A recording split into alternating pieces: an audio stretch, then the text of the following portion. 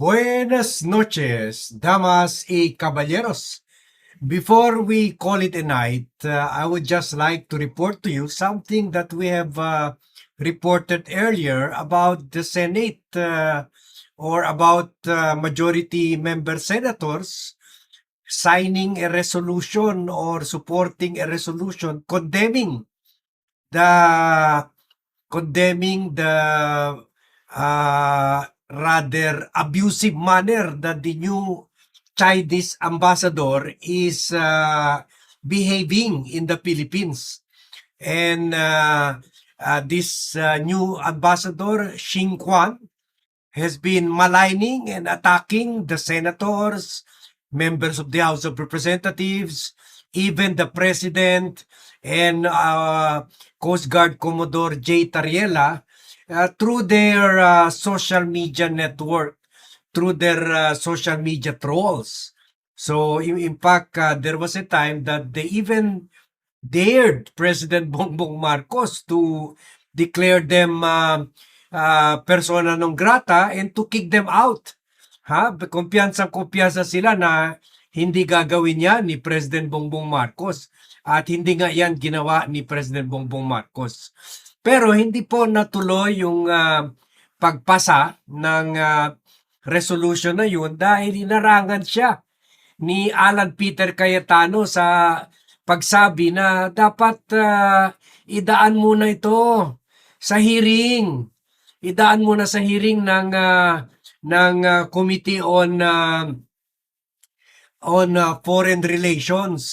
That time nung ginawa ni Alan Peter Cayetano yung proposal, si Amy Marcos pa, isa pang very active Chinador member o Chinador team Chinador member. So, kumpiyansa si Alan Peter Cayetano na baka papatayin yung resolution doon sa committee. Ang problema, nautakan sila ng administrasyon at tinanggal na nga si Amy Marcos last week. So ngayon, wala silang choice kundi but to agree to a debate at dito sa debate na mostly taking place between main author si Senator Kiko Pangilinan at si Alan Peter Cayetano. So dito talaga makikita natin yung bangis sa debate. Na-impress ako sa debate ni Kiko Pangilinan. Kumbaga, he is really showing not only his legal brilliance but also his assertiveness and his love for country. Kaya dapat talaga you share this vlog. You like this vlog, magsama-sama po talaga tayo. Let us band together. Gawin nyo viral itong vlog na ito para we can bring out the message na we should really elect more senators like Kiko Pangilinan, Bam Aquino, Risa Ontivero. Sayang, graduating na si Risa. Stop electing stupid senators or senators na walang pagmamahal sa bayan. So dito, ipi-play natin yung balitaktakan ni Kiko Pangilinan at si Alan Peter Cayetano kung saan obvious talaga na hindi gumana yung mostly itong si Alan Peter Cayetano na nagpapakitang gilas ito sa legal brilliance niya pero dito hindi siya nakapurma kay Kiko Pangilinan. So at in the end napahiya pa sila, sampal pa sa kanila dahil tuluyan lang na ipasa yung resolution. So formal na itong aksyon ng buong Senado. Well, except yung mga Chinador na hindi sumuporta sa resolution. Pero this is now the voice of the entire Senate, at least the majority vote, condemning the abusive action of the ambassador of China. At nakakatuwa nga kasi sa debate umangal pa itong si Alan Peter Cayetano sa pagtawag sa kanila mga tsinador. Pero dito sa exchanges nila ni Kiko Pangilinan, todo depensa si Alan Peter Cayetano kay President Xi Jinping dahil ginawan ito ng mga memes, nakakatuwang memes ni Commodore J. Tariela. So nakakatuwa kasi gumagawa rin naman yung China ng mga memes kay President Bongbong Marcos, pero hindi naman pumalag itong si Alan Peter Cayetano. At sinasabi pa niya ngayon na dapat daw magpakita ng magandang asal, hindi lang daw sa diplomasya, kundi sa mga ordinaryong buhay, ganon.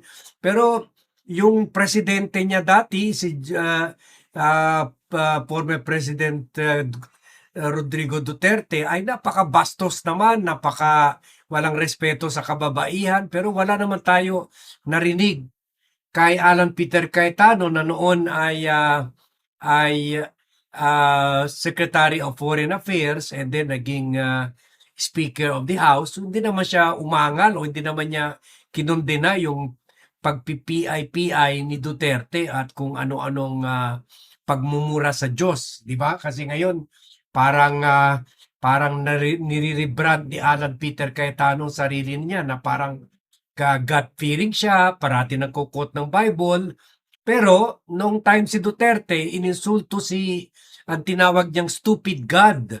At yung Papa, wala naman tayong narinig pag-aangal o pagkondena ni Alan Peter Cayetano sa aksyon ni Duterte. Kaya buti nga dito sa debate na ito,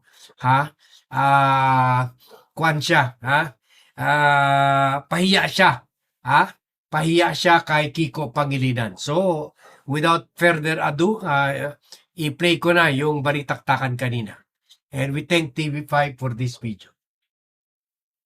Sa resolution niyo po kasi nakalagay dito in their performance of the official duties. So, tinanong ng ambassador ng China sa DFA, official ba yan? Which is tama and normal.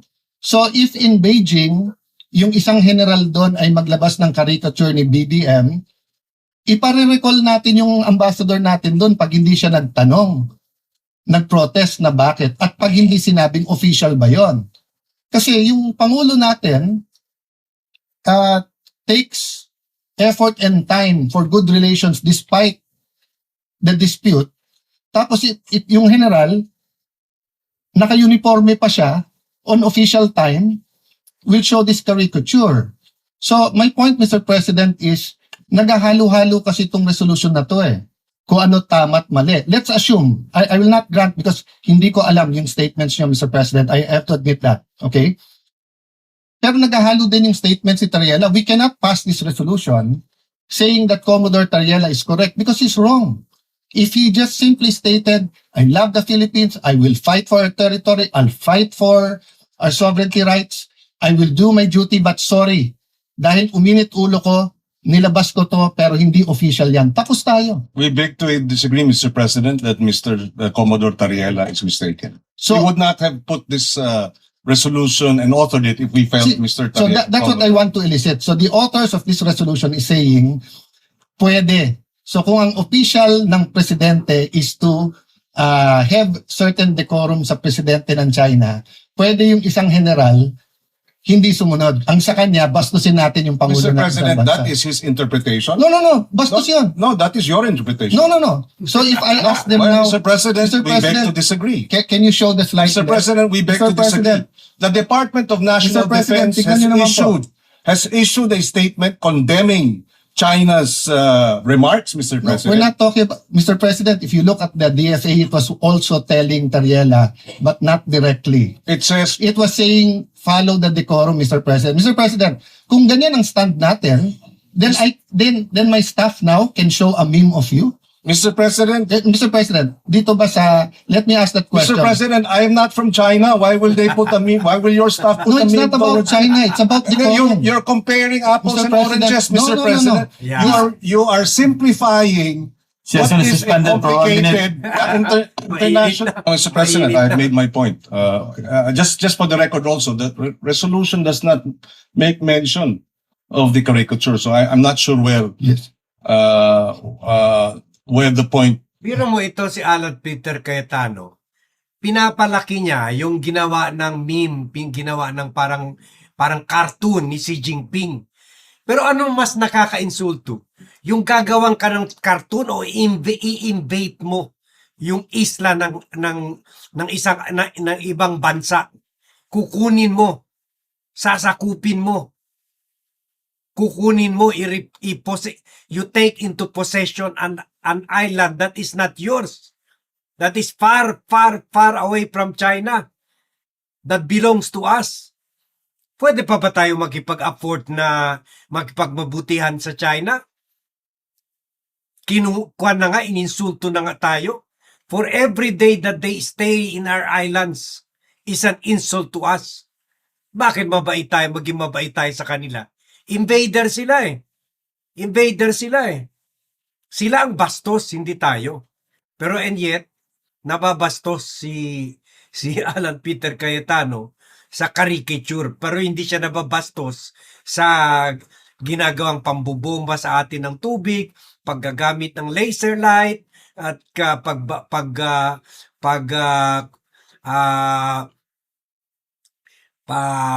paghaharas sa mga kwan natin, mangingisda. Hindi siya naiinsulto doon, hindi siya nagagalit doon. Pero nagagalit siya sa mga cartoon na ginagawa ni Talyera laban dito kay Xi Jinping. Pumunta na lang siya ng China. Of the caricature is being Sir President. pointed out. I will go there after this point, Mr. President. No? Sir President, Rule 93. Acts and language which offend a senator or any public institution shall be deemed parliamentary. From kindergarten, Mr. President, we are taught certain rules. How to address the teacher, how to respect your neighbor, paano i-address yung matatanda, di ba? Ganon din po sa international affairs. You do not mess with their flag and you do not mess with their symbol of authority, their king, sultan, prime minister, or president. That's why in this slide, Mr. President, it is very clear, yung official natin is, despite any dispute, si President Zelensky at President Putin, if you put them on the same room, magkakamayan yan. So that's why the question kay Commodore Taliela is, officially sanctioned ba yan? Which tama na tanungin ng Chinese ambassador, bakit? If a general in China makes a caricature of President Bongbong, dapat i-protest ng ating ambassador. At dapat tanungin, official ba yan? Because we cannot look underhanded pagdating po sa international community. Hindi pwede ang Pangulo makikipag-usap na eto walang personalan and then yung general mo, personal. So, I'm sorry I reacted because anyone who sees the caricature is not a flattering caricature. If I do that caricature to any world leader, kahit dito, di ba? The majority leader is smiling. The majority leader and I had we've known each other since 98. We've never argued with raising our voice. But umabot. I didn't even remember what I said. We apologized to each other. Bakit? Mali eh. Mali. Pero tama yung pinaglalaban mo, bro. Tama pinaglalaban ko. Mali yung paraan paano natin pinaglaban. So wala akong problema sa pinaglalaban ni Commodore Taliela. Pero hindi naman tayo fraternity dito sa Pilipinas na mali na nga brad mo, pero dahil bugbugan sa ibang bansa, sasabihin mo tama brad mo. Mali eh. Mali. I don't propose a resolution, but the guy should apologize and just say na, tama pinaglalaban ko, pero mali na ginawa kong ganyan. Now, if he wants to do that, he resigns his commission. He can go At pa, gusto pa niya si Tariela ang mag-apologize. Offended na offended siya dito, sa wala lang yan, kwan lang yan, caricature lang yan. Bakit? Mamamatay ba si Xi Jinping ba dyan? Pero tayo, namamatay na tayo dahil sa ginagawa nilang pananakop sa mga isla natin. Around, he can join the media, he can be a blogger, he can be a professor, he can be like Ronald Llamas and call himself a influencer or a political analyst, di ba? But when you're in uniform, the other countries will ask you, official ba yan? That's standard, Mr. President. Kaya tayo nagkakaproblema. Mr. President, wala namang problemang magtanong sila. Pero itong mga bitiw na salita nila sa kanilang Facebook official Tama. pages ay hindi katanggap-tanggap. Ginagawa Number rin one. nila Number two, kahit sa China, Mr. President, kinakarikature ang ating Pangulo ng state-controlled, China state-controlled media. Na alam natin, walang lumalabas dyan na hindi aprobado ng Communist Party. So merong China, Xinhua News, andito si BBM, may caricature, andito rin. So maliwanag, Mr. President, that they too, through their official channels, Sir President. come up with caricatures, Mr. President. Sir President, yun po, with all due respect, Senator Pangilinan, and dapat ina-advisean ng DFA ng tama, hindi po mangga sa mangga o atis sa atis yan. Communist countries, including Vietnam, Cuba, North Korea, pag news outlet nila, although alam natin in reality, may say sila, just like PTB4, in reality, hindi dapat, but in reality, kahit sinong administrasyon ay may say sa PTV4, is not considered track 1. Hindi siya track 1. So kung hindi ka track 1, pwede ka mag-caricature. Media yun eh. Kahit na alam ng Communist Party. So if our diplomat ask, is that official? Sasagutin ka. Okay. So, ang dinidebate lang niya, is official. Well, it doesn't matter dahil official or not, sasabihin ni Jay Tariela sa naka-uniform or not, pero he has the right to say it kasi galing yan, hindi sa China ka, hindi mo pwede gawin yan kasi walang freedom doon. Dito may freedom naman at itong mga Coast Guard ang mostly affected dyan. Barko nila ang binabangga ng China. Sila ang binobomba ng tubig ng China. So, tao lang sila and kung gagawa man nila ng caricature, mas okay yan kaysa yung, di ba sa gusto ni Robin Padilla, mambomba rin tayo sa China.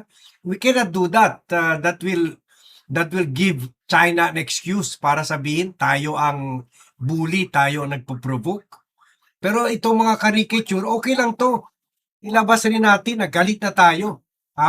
It doesn't matter kung official time or hindi official time. Tingnan nyo, pinakita ka ni Kiko Pangilinan, pati China, gumagawa rin naman yan. Matagal lang. Ngayon lang tayo, itong si Jay Tariela gumawa ng caricature na pangit kay